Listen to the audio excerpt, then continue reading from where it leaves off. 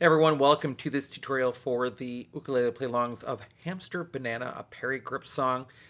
The Uke Play-alongs channel has had a number of Parry Gripp songs on it over the years because they're done with chords that kids can play on ukulele, and generally kids like to play them, and I think adults do too. What we're going to do in this video is first of all talk about the chords you need to play the song on GCEA soprano concert tenor ukulele. Then we'll talk about the chords you need to play it on baritone DGBE ukulele, and then I'll try to break down the strumming because this one actually does have some ukulele in it. If you want to support the work on this channel, there are three things you can do. First of all, you can like this video. Second, you can subscribe to the channel. And third, you can always buy me a cup of coffee to say thank you for making this content at www.buymeacoffee.com/UkeStuff. I'll also say that this is a great beginner song as well because it's 3 standard chords on GCEA soprano concert tenor ukulele, which is often used as an instrument in schools these days. So let's begin with the chords you need on GCEA soprano concert or tenor ukulele. You'll need a C chord, you'll need a G7 chord, and you'll need an F chord. Those are the 3 chords that you'll need in Hamster Banana. Now let's talk about baritone. On baritone, you'll need 3 chords as well. You'll need the C chord, you'll need the G7 chord, and you'll need an F chord. Now, F chord is considered a harder chord for beginners. Let me try to make it easier for you since you're watching the video.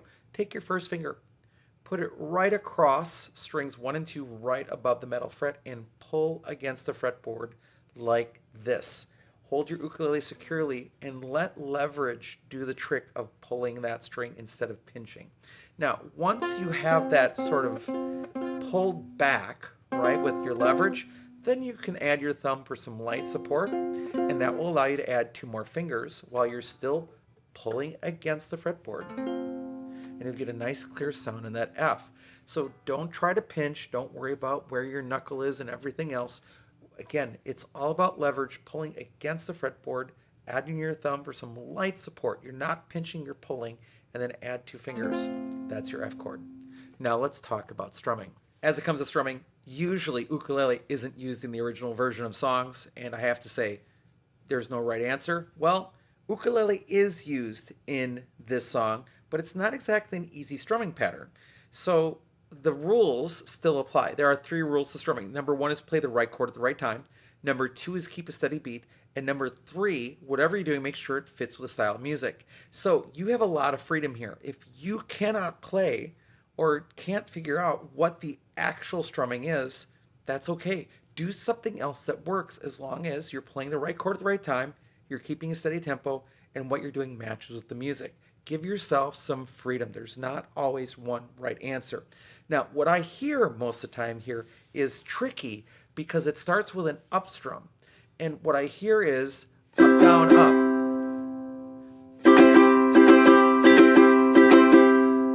Up, down, up, up, down, up, up, down, up, up, down, up. It's counterintuitive. It's not what you always want to do.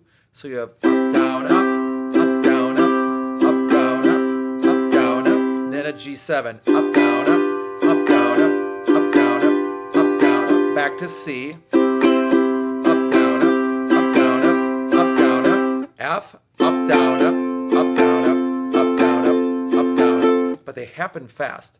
Up, down, up, up, down, up, up, down, up, up, down, up. Now that can be really hard to keep in time. And what I'm finding is that if I keep going up and down and I bring out the up, down, ups, it really helps me. So if I'm going like this.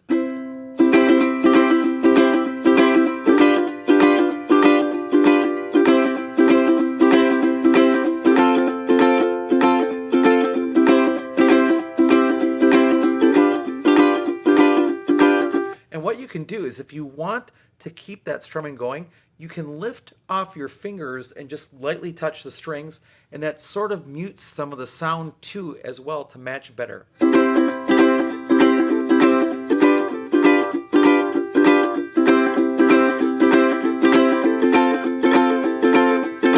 Now you could be trying to go up, down, up, up, down, up, up, down, up, up, down, up, up, down, up, up, down, up, up, down, up. You could do that as well, but I think sort of keeping the up, down helps you stay in time as well.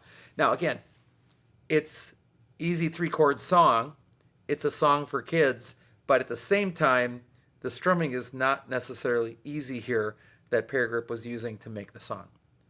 So with those chords and with that idea for strumming, I think that's all you need to do to be successful on Hamster Banana. Thanks so much for joining me for this video. I hope you're having a great day, and I'll be back soon with some more Uke stuff for you.